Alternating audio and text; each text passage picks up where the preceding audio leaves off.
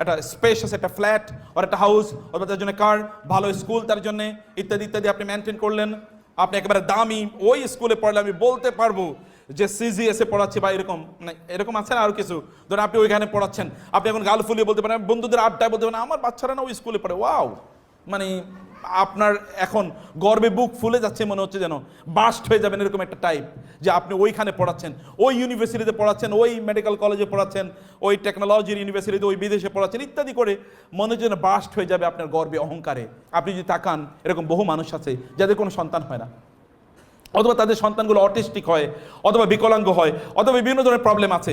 আমি এ কথা বলছি না যে যাদের ধরুন সন্তানদের মধ্যে কিছু ফিজিক্যাল অর ইন্টেলেকচুয়াল কিছু ত্রুটি বিচ্ছুতি নিয়ে যদি তারা জন্ম নেয়, এটা আল্লাহ তাআলার পক্ষ থেকে তাদের জন্য একটা বিশাল পরীক্ষা। এই পরীক্ষা যদি তারা উত্তীর্ণ হতে পারে, তাহলে ইনশাআল্লাহ তারা জান্নাত অবশ্যই প্রাপ্ত হবে। এটা কোনো এরকম কোনো অপরাধের কারণে না যে তিনি অপরাধ করেছেন এই কারণে আল্লাহ তাআলা তাকে এরকম প্রদান করেছেন। নো, ডেঞ্জার, বিপদ কেবলমাত্র অপরাধের শাস্তি হিসেবে আল্লাহ তাআলার পক্ষ থেকে আসে না, বরং in most of the cases it is a test from Allah. এটা আল্লাহর পক্ষ থেকে পরীক্ষা। আল্লাহ দেখতে চান যে আপনি কতটুকু ধৈর্য ধারণ করছেন। প্রিয় ভাইয়েরা এবং বোনেরা, আপনার সন্তানদের মধ্যে আপনি কতটুকু প্রজ্ঞা তৈরি করেছেন। প্রজ্ঞার মানে হচ্ছে আপনি থ্যাঙ্কফুল, কৃতজ্ঞ মানুষ হিসেবে নিজকে ডেভেলপ করবেন। আপনি কতটুকু কৃতজ্ঞ বলেন তো?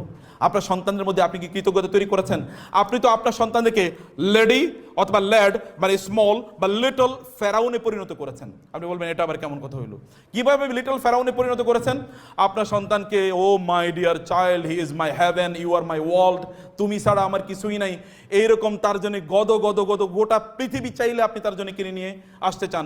আপনার সন্তান আপনার কাছে চাইছে একটা, আপনি 10টা তার জন্য কিনে নিয়ে আসেন, এবং ওকে আপনি ডেমন বানিয়ে ফেলেন এর মধ্যে, এবং ওর মধ্যে এমন প্রবণতা আপনি তৈরি করে দিলেন, ওর মধ্যে কেবল ইনএডিকুয়েসি এরকম একটা মানসিকতা তৈরি হয়েছে যে আমার নাই। যদি কোনো কিছু না পায়, আপনি চকলেট আজকে নিয়ে আসতে বললেন, আপনাকে নিয়ে আসতে বললো চকলেট, আপনি চকলেট নিয়ে আসলেন না।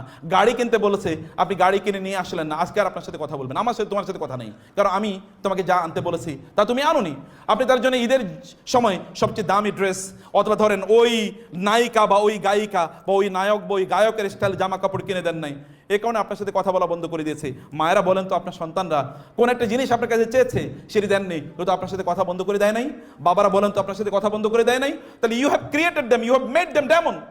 আপনি তাদেরকে ডেমন তৈরি করেছেন। আপনি তাদেরকে এরকম, আমি যদি বলি, আপনি তাদেরকে মূলত এই জায়গায়, ফেরাউনের জায়গায় আপনি তাকে নিয়ে গেছেন। ফেরাউনও বলেছে আনা রব্বুকুমুল আলা, আমি যা চাই তাই হবে, আমি যা চাই তা যদি না হয় তাহলে আমি তোমাদেরকে শেষ করে দেবো।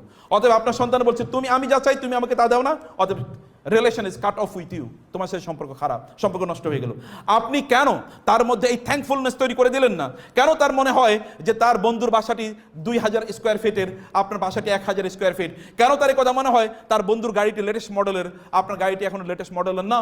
কেন তার এই কথা মনে হয় যে তার বন্ধু সবচেয়ে দামি স্কুলে পড়ে, অথবা তার কাজিন সবচেয়ে দামি স্কুলে পড়ে, আপনি সেখানে পড়াতে পারেন না? কেন তার মনে হলো যে ওরা সবচেয়ে আপনার দামি জামা কাপড় অথবা ব্র্যান্ডের জামা কাপড় পরে আপনার সন্তান পড়তে পারে না? কেন এই কথা মনে হলো?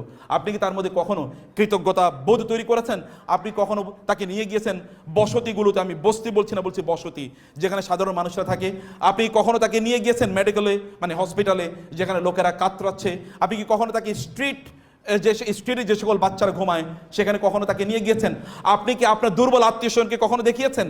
আপনি তাকে কখনো এমন জায়গায় নিয়ে গিয়েছেন যেখানে মানুষ কষ্ট পাচ্ছে? এই কষ্ট কি তারা কখনো উপলব্ধি করেছে?